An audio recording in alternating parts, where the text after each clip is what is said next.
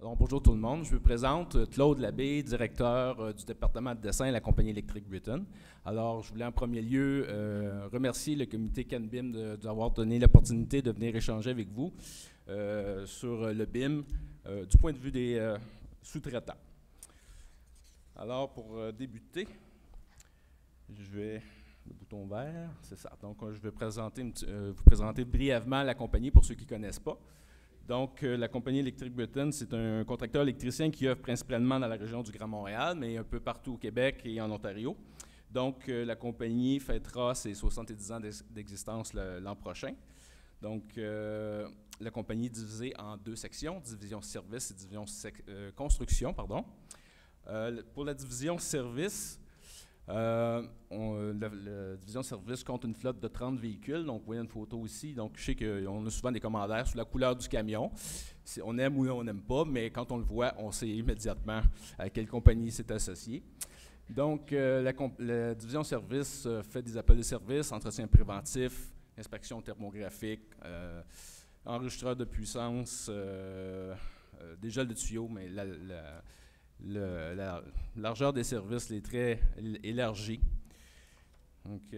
Donc, excusez-moi, je suis nerveux. C'est la première fois que je fais une présentation devant un si grand auditoire. J'espère que vous ne serez pas trop sévère envers moi. Donc, division construction, on fait deux genres de projets, des projets plans et devis et les projets clés en main. Donc, les projets clés en main, ça représente environ 15% des projets qu'on exécute. L'entreprise a connu une pointe historique l'an dernier avec 800 employés, en fait en 2015, et avec plus d'1 million d'heures déclarées à la CCQ. Donc, on était le plus grand entrepreneur au Québec. Donc, Britain œuvre dans plusieurs secteurs d'affaires, donc milieu industriel, commercial, institutionnel, résidentiel. Entre autres, si on fait une brève liste des projets qu'on a exécutés ces dernières années, on a participé au CUSUM, Bloc B, Bloc C, Bloc E, l'hôpital du Shriner, CHU Sainte-Justine, dont on a participé à l'installation de la distribution principale moyenne tension, bâtiment des unités spécialisées et centres de recherche. On a fait quelques centres informatiques, donc Data Center, un bâtiment de 10 étages, Cologix, Ericsson ICT à Vaudreuil. Dans les tours à bureaux, tours à condo, on a participé à la construction de la tour EMEA, un bâtiment de 36 étages en mode design and build. Et quartier Évolution, îlot Balmoral qui est en construction présentement. On participe aussi à la rénovation du Reine-Élisabeth qui est en cours avec Pomerleau. On a commencé en juin 2016 et on terminera en juin 2017. Et pour finir, la tour du Canadien et l'avenue du Canadien, donc les deux tours de 50 étages, on a participé à ces projets-là. On a développé des îlots de compétences qui nous débarquent particulièrement de la compétition. Pardon. Donc, service de modélisation, service de mise à jour de dessin. On a des équipes spécialisées en haute tension. On se démarque très bien dans ce niveau-là. En domotique, on est représentant Lutron. Des panneaux, des contrôles industriels, donc on peut fabriquer des panneaux nous-mêmes en atelier. Et on a des équipes spécialisées en automatisation. Design et simulation d'éclairage, donc plusieurs de mon équipe ont participé à la formation à IS Montréal, donc la formation pour faire du design d'éclairage et de la simulation à l'aide d'AJ32. On a une équipe aussi d'ingénierie qui peut faire toutes sortes d'études, études de coordination, arc flash, rapport de mesurage, etc. Donc, tous ces services-là sont disponibles à nos employés dans le cadre de projets de construction ou de rénovation, mais sont offerts aussi en service externe pour les clients potentiels qui auraient besoin de nos services. Donc, si on commence avec l'implantation du BIM chez nous, c'est un processus qui a débuté en 2013. En fait, on a débuté avec le cours d'introduction à l'implantation du BIM avec M. Forg et Yves Enka, qui nous ont donné des renseignements très utiles pour nous guider dans l'implantation. Je pense que cette formation-là est essentielle. Ensuite, on a fait appel à nos réseaux de contacts pour obtenir des informations un petit peu plus pointues, donc auprès de compagnies qui avaient déjà implanté le BIM chez eux. Donc, c'est ça, on a fait appel aussi à des consultants qui nous ont guidés pour établir les standards de base là, pour pouvoir partir sur une base solide. Donc, le but recherché par l'entreprise, c'est ça, donc c'était d'améliorer les processus de coordination, avoir une meilleure vue d'ensemble en 3D, réduire les conflits, assurer une meilleure suivi des changements, puis détecter les problèmes le plus tôt possible pour limiter les coûts. Alors, suite à l'implantation, quoi de mieux que de mettre en pratique ce qu'on a appris? Au lieu de le faire avec un petit projet, bien, on a commencé avec le projet ICT Global à Vaudreuil, qui était historiquement le plus gros contrat obtenu par la compagnie. Alors, on a commencé ça en grand. Donc, c'est un centre informatique de 400 000 pieds carrés, donc l'équivalent de 6 terrains de football. Donc, après 6 mois après l'implantation, c'est le premier projet qu'on a commencé. Donc, il s'agit d'un des 3 principaux centres de données informatiques d'Ericsson. Les 2 autres ayant été construits en 2014-2015, ils sont situés en Suède. Donc, la situation géographique du bâtiment à Vaudreuil, ce n'est pas un hasard. En fait, c'est qu'à cet endroit-là, il y a des lignes d'Hydro-Québec haute tension. Donc, évidemment, le centre de données informatiques a besoin de beaucoup d'énergie. Alors, le bâtiment est alimenté par 2 réseaux de distribution indépendants d'Hydro-Québec, ainsi que plusieurs groupes électrogènes de 2,5 MW chacun. Donc, si on fait des statistiques un peu sur la consommation du bâtiment, l'édifice présentement consomme 14 MW, soit l'équivalent de l'énergie nécessaire pour 4000 maisons. Puis une fois que le centre sera pleinement opérationnel, ce sera l'équivalent de 20 000 maisons en énergie que le bâtiment a besoin. Aussi, le système de climatisation pourrait réfrigérer 1400 maisons 6 mois par année. Donc, le climat canadien a l'avantage d'offrir une économie d'énergie puisque le climat est plus froid l'hiver. Donc, c'était une construction en mode accéléré. Donc, le projet a duré 18 mois. Alors, c'était très rapide. On a eu recours jusqu'à 250 électriciens sur 2 corps de travail pour y arriver. C'est un concept qui, originellement, avait été fait en 2D et l'entrepreneur général avait le mandat de coordination 3D avec les entrepreneurs spécialisés. Différentes plateformes ont été utilisées par les différentes disciplines, donc CAD-MEP, HydroCAD, Revit. Donc, le tout est intégré dans Navisworks pour simuler les conflits. Donc, ce n'était pas une modélisation complète. Donc, c'était simplement coordination des équipements et des conduits, les prises de courant, interrupteurs luminaires, rien de ça avait été intégré. Donc, on était trop serré dans le temps pour pouvoir aller dans le détail autant.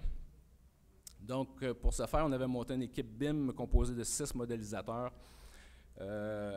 Donc, on a fait appel à des sous-traitants, évidemment. On avait quelques dessinateurs qui avaient suivi les formations, mais on n'était pas apte à répondre à la demande. Donc, on a fait de l'embauche aussi.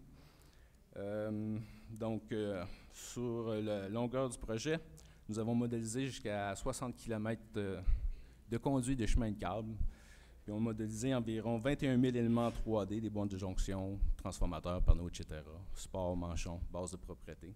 Et on a généré 500 plans et dessins d'installation. Donc, évidemment, on a entendu un peu cette information-là dans d'autres conférences CanBIM. Donc, évidemment, les dessinateurs, les jeunes dessinateurs qui maîtriseraient bien le BIM n'avaient pas nécessairement les compétences pour planifier les réseaux de conduits. Alors, les contremaîtres ont dû tracer eux-mêmes les conduits sur des plans en copie papier qui ont transféré à l'équipe BIM pour qu'on puisse mettre tout ça en plan.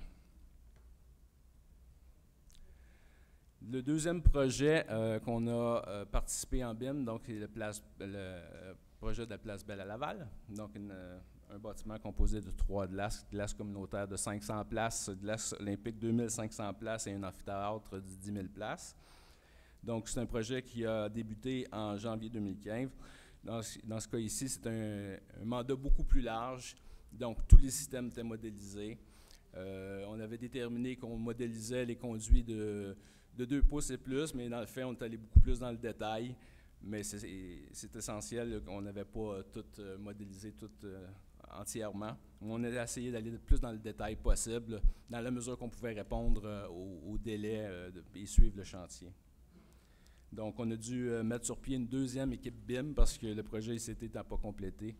Donc, en parallèle, il a fallu mettre une deuxième équipe en place. Donc, il avait été décidé dans le projet de la Place Belle que le bâtiment serait divisé en 2 maquettes, bloc A, bloc B. Et puis, vous voyez une liste ici de toutes les disciplines et différentes maquettes qu'on a retrouvées sur le projet. Ici, la plupart des entrepreneurs n'avaient pas fait le saut encore en BIM, donc c'est la firme Baudouin-Arends qui avait le mandat de récupérer les designs faits en 2D par les entrepreneurs et de modéliser les composantes. Et nous, étant donné qu'on avait déjà fait le pas en BIM, on était en mesure de nous-mêmes modéliser les équipements électriques, alarmes incendie, etc. Et on a participé aussi à la conception électrique avec Baudouin-Arends, qui, eux, avaient le mandat de valider tous les designs et de sceller les plans à la fin du projet. Et puis, Pomerleau, eux, avaient pris en charge de la modélisation des équipements fournis par le client. Donc, aussi, dans le cadre de ce projet-là, on est allé beaucoup plus loin parce qu'on avait aussi utilisé la fonctionnalité de circuitage, donc toutes les prises étaient circuitées, supervision des charges sur les panneaux, etc. Donc, c'était un mandat beaucoup plus large que le projet précédent.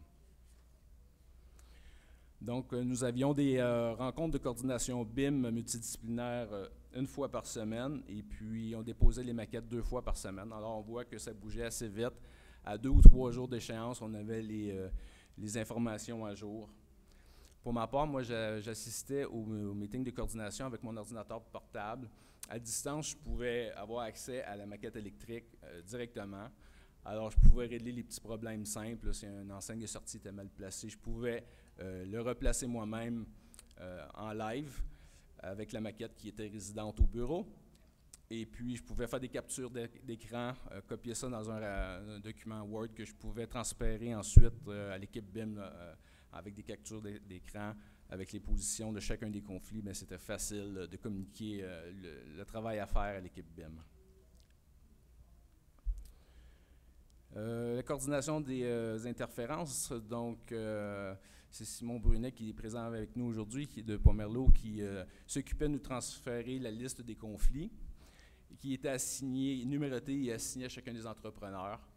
Et puis, on avait une semaine environ, pour le prochain meeting, essayer de régler le plus possible les conflits, secteur par secteur, en priorisant les zones de chantier qui étaient prioritaires. Donc, pour ce faire, on a utilisé Autodesk Glue. Donc, on pouvait faire les annotations, répondre...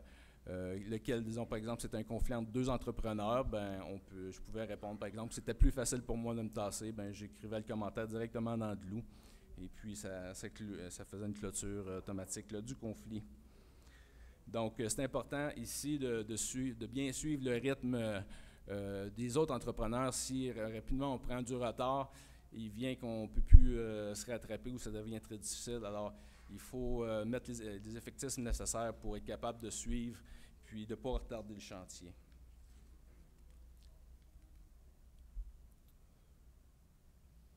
Okay, donc, ici, c'est des exemples de capture d'écran qu'on peut facilement copier dans des courriels.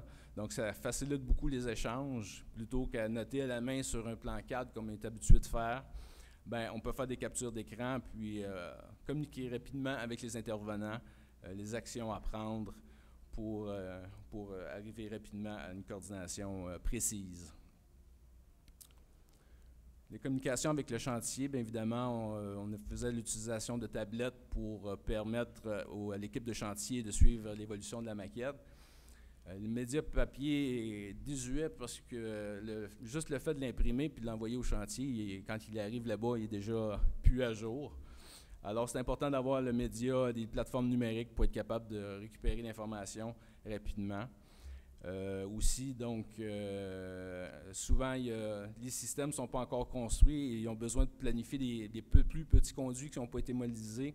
Alors, ils ont besoin de naviguer dans la maquette pour essayer de voir quel espace reste disponible pour l'installation des petites composantes qui n'ont pas été planifiées.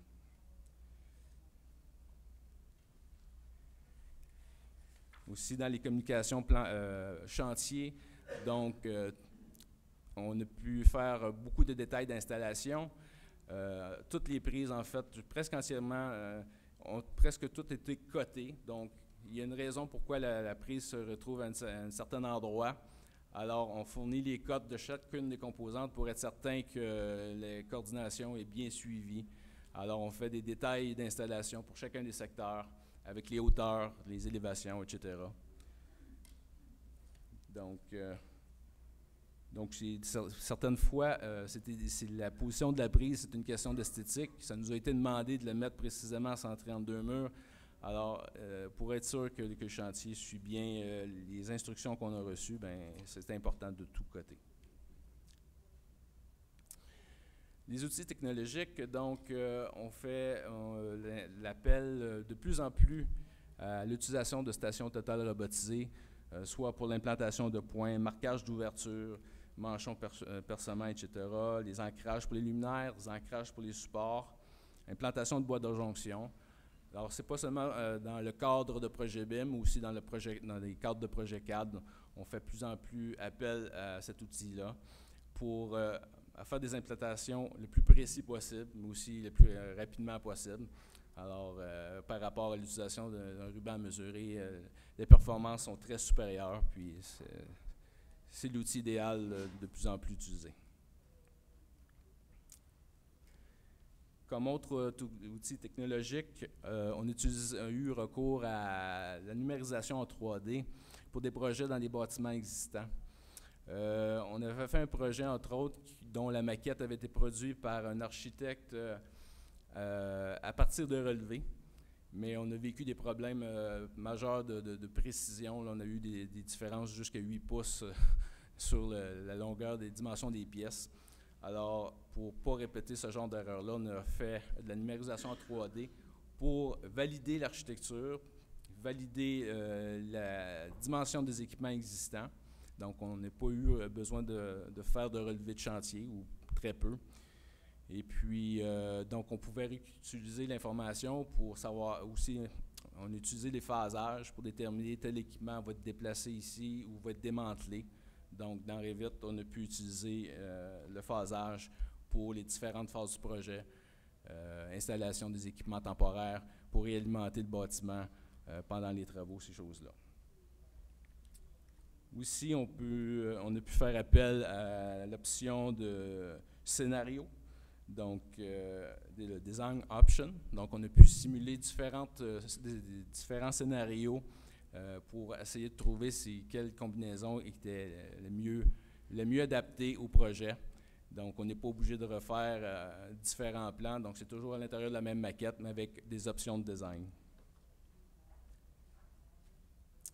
La coordination électrique sans le BIM, dans certaines coordinations qui demandent beaucoup de précision, par exemple la coordination des barres blindées, qui doit être faite avec une précision d'un quart de pouce, par exemple. Donc, traditionnellement, on faisait avec les rubans mesurés. Quand on connaît les capacités du BIM, on ne veut plus retourner en arrière. Mais malheureusement, dans les 3 dernières années, on a participé à plusieurs projets majeurs qui étaient des projets plans et devis où il n'y avait pas de mandat de coordination BIM avec l'entrepreneur. Donc, dans 100% de ces projets-là, les maquettes ont été refusées. Donc, pour pouvoir faire de la coordination des salles électriques, il a fallu rebonaliser nous-mêmes toutes les salles électriques à partir des plans 2D d'architecture et structure pour pouvoir faire une coordination de base avec toute la marge d'erreur que ça représente de reconvertir une maquette puis faire le suivi des changements d'architecture et structure. Ça devrait être très ardu. On investit de l'argent pour investir dans le BIM, mais la rentabilité n'est pas encore là parce qu'on n'a souvent pas accès à la maquette. Donc, ça va être important que les contrats nous obligent de transmettre la maquette quand elle existe, parce que c'est très frustrant de savoir que la maquette, elle existe, mais qu'on n'y a pas accès. Donc, j'ai entendu des pistes de réponse tout à l'heure, puis je sais qu'il y a une autre présentation sur les droits du BIM. Alors, on va sûrement trouver d'autres réponses. Pourquoi que cette situation-là se présente, mais ça va être un frein majeur, je pense, Les entrepreneurs qui n'ont pas décidé encore de faire le saut, si ce n'est pas réglé, l'avantage de le faire est encore très limité. Aussi, l'avantage du BIM, donc c'est la préfabrication. Dans le domaine électrique, on est un petit peu en retard par rapport à la ventilation et les plomberies qui sont presque entièrement en préfabrication. C'est sûr que les docks de ventilation, on ne peut pas fabriquer ça sur les chantiers, mais les gicleurs, eux, l'utilisent presque à 100%. Mais en électricité, on l'utilise peu, on en fait, mais très peu. Donc, c'est certain que l'avantage du BIM va accentuer la préfabrication. Et puis, on a des grands avantages pour accélérer la construction. On sait que les projets sont donc de plus en plus serrés. Et il faut trouver des solutions pour accélérer l'installation. Alors, la préfabrication, c'est la piste de solution.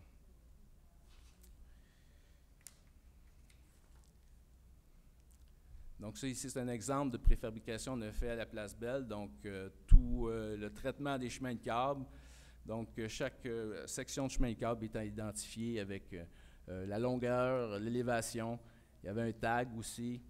Donc, les chemins de câble étaient tous pré-coupés en usine, séparateurs prêts à s'installer. Les supports aussi, on a modélisé tous les supports standards et supports sismiques. Donc, je sais que ce n'est pas tous les entrepreneurs qui vont si loin dans le détail, mais pour les supports, pour aller en préfabrication, dans notre cas, on voyait un grand avantage de le faire. Et puis, quand on ne modélise pas les supports, souvent, on regarde ça et on se dit, bien, il n'y a pas de conflit, puis tout est beau.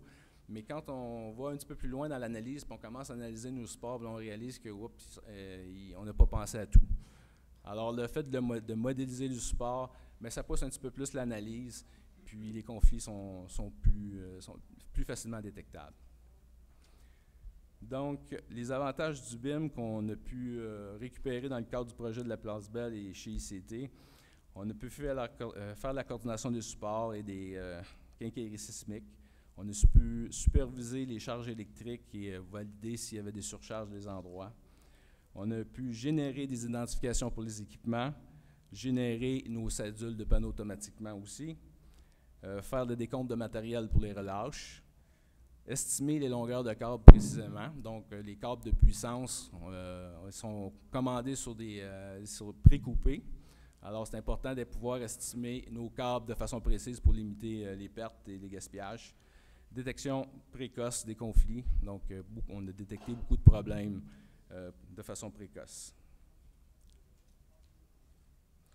Donc, plus le niveau du BIM ou la maquette va être avancée, plus on va réduire les marges d'erreur. Mais tout ça est relatif à la grosseur et la capacité de notre équipe BIM de modéliser le détail. Donc, c'est ça qui détermine le niveau de précision. En fait, c'est le temps et les effectifs qu'on peut assigner au projet. Donc, le futur du BIM dans l'entreprise. Donc, oui, évidemment, on a fait le tour un petit peu des fonctionnalités de base de Revit avec les deux projets que je vous ai présentés. C'est sûr qu'on a fait plusieurs d'autres petits projets aussi en BIM de plus petite envergure, mais dans le futur, on veut élargir un petit peu l'implantation du BIM chez nous. Donc, bientôt, on sera en mesure de faire des calculs d'éclairage directement dans les maquettes plutôt que de le faire dans un tierce logiciel. On aimerait pouvoir faire les calculs de chute de tension, les calculs de remplissage de câbles de façon automatique, donc pour accélérer et valider nos designs. On voudrait aussi mettre en place des méthodes de contrôle de qualité en utilisant le LOD pour vérifier, s'assurer que le suivi puis qu'on a l'information à tous les niveaux pour éviter les oublis. Donc, le futur du BIM dans l'électricité et dans l'entreprise. On va espérer obtenir plus de fonctionnalités de base dans Revit. Déjà, avec les nouvelles versions, c'est de plus en plus versatile. C'est certain que dans les projets qu'on a faits, on a utilisé Revit 2014. Alors, le logiciel a beaucoup évolué. Ces dernières années, on va pouvoir bénéficier de ces avantages-là. Obtenir des familles des manufacturiers. Donc oui, certains manufacturiers ont des familles standards, mais ça serait vraiment bien si quand on a des pièces spécifiques, on a un dessin atelier qui sera en forme BIM, qu'on pourrait intégrer directement, puis ça éviterait beaucoup de problèmes. Aussi, par exemple, récupérer la couleur des murs pour être capable d'agencer la couleur des prises, faire le décompte des prises que j'ai besoin de fournir en noir, agencer avec la couleur des murs, couleur des plafonds pour la couleur des luminaires. Alors, j'ai pas mal fait le tour, donc c'est sûr qu'on a avancé beaucoup dans ces dernières années, mais il nous reste encore beaucoup de chemin à faire. On est juste au début de l'aventure, puis on espère que le domaine de la construction va continuer à avancer parce qu'on voit de grands avenirs pour le BIM. Je vous remercie beaucoup.